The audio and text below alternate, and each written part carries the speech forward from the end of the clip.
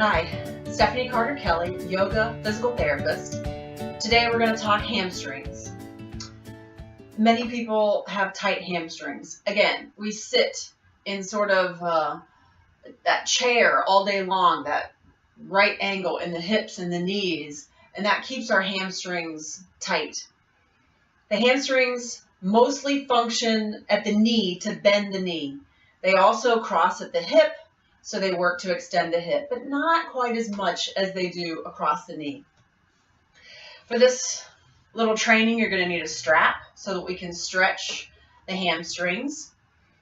The main key we're going to focus on is keeping the knee straight, because the hamstrings function probably more across the knee than at the hip. We want to keep the knee perfectly straight. I see so many bent knees during the hamstring stretch. If you bend the knee while you're bringing that leg up towards the head, then you're going to get a higher stretch, a more proximal glute stretch than you are truly in the hamstring. The other thing is, where is the low back supposed to be? So if the hamstrings attach onto the sit bone. They attach onto the sit bone right here. So if you think about that pelvic tilt, if they're attached right here, where should your pelvis be when you're trying to stretch the hamstring? If you allow the pelvis to tilt posteriorly, you can see how that sit bone moves closer to the knee when I posteriorly pelvic tilt. If I anteriorly pelvic tilt, I elongate that distance between the knee and the sit bone. So posterior pelvic tilt shortens it, that will flatten your back, and anterior pelvic tilt elongates. So I actually promote an anterior tilt during a hamstring stretch in order to further elongate the hamstring muscle. It also activates your trunk extensors, which, if you have tight hamstrings, they're constantly pulling your pelvis into that posterior pelvic tilt so that your low back gets overstretched, and then you don't have very good activation of those muscles. So for two reasons, I do an anterior pelvic tilt. Lengthen the hamstring, use those low back muscles to counteract the tightness of the hamstring. So you're going to go on your back with knees bent, just ease on down to the floor.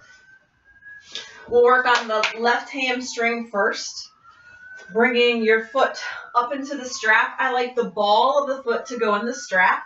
And then you're just going to push that knee straight. And you may have to drop your heel down lower than you think. If you've been here looking at your foot, but your knee is bent, now you're going to have to take that heel away from you in order to push that knee nice and straight. So pull your kneecap up into your thigh so that you're really pushing that leg straight. Activating the quad will help turn off the hamstring. So we're trying to turn off the muscle here behind the thigh.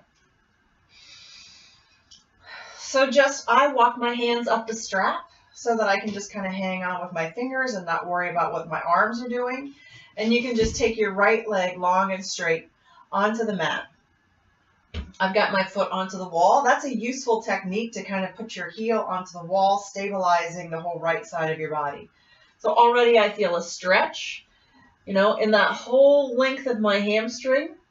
Know that we're lengthening other things back here too. So primarily you want to feel the stretch from the back of the knee up to the sit bone, but in the bulk of that muscle. So hanging out here for a couple of breaths. And then on the next inhale, think about rolling your pelvis forward and arching your low back. Just a tiny bit of space between your low back. Try not to do it from your chest, but really roll that pelvis forward so that your tailbone sort of goes towards the mat. You press the lower end of your sacrum and your tailbone into the mat with a little arch in your back. In doing that, you'll feel a new stretch into that hamstring. You want to maintain any stretch for 30 to 60 seconds.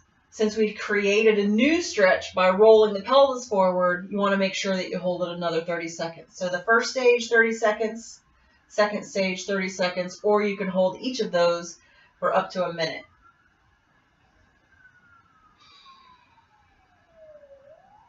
Making sure that you can breathe in and out comfortably, that you're not straining, or you can't take a breath because you're so uncomfortable in the hamstring.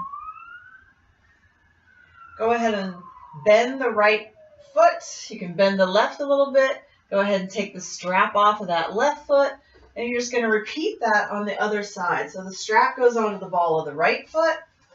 Push that leg straight. Don't let it be bent. Push it straight. Use that quad. Activate the quad. Turn off the hamstring. Take your left leg straight. Just elongate that left leg. You're active on the left leg too. Still pushing that right knee straight. Take a couple breaths. And now, a little bit of arch in your low back as you elongate even more into that hamstring.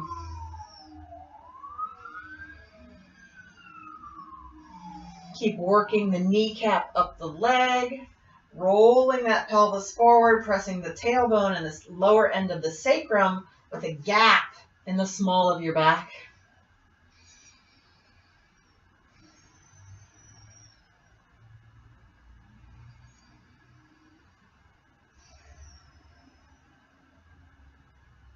Bend the left leg, bend the right leg, take the strap off of it. You can roll onto your side and go ahead and come up to sitting. So those are my tips to stretching the hamstring and also creating some stability, some activation of those low back muscles.